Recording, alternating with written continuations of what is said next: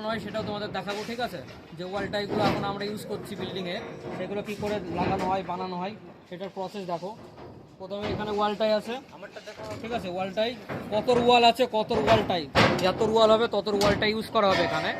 যদি 200 ওয়াল হয় তো 200 ওয়ালটা ইউজ হবে, যদি 125-এর ওয়াল হয় 125-এর ওয়ালটা ইউজ হবে। আর এটা হচ্ছে পিভিসি রোল, ঠিক আছে? পিভিসি রোল আর পিভিসি শিট, এই দুটো ইউজ করে তোমার এটা ওয়াল টাইটা রেডি করা হয়। এর মাঝখানে গ্রিস ভরা হবে, কারণ কংক্রিটের পরে ওয়াল টাইটা বের করে নেওয়া হবে।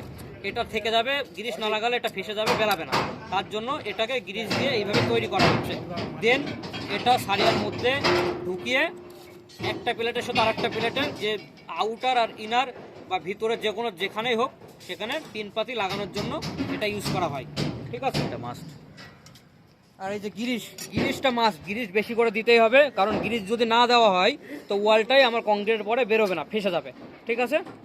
আশা করি বোঝাতে পেরেছি। চলো।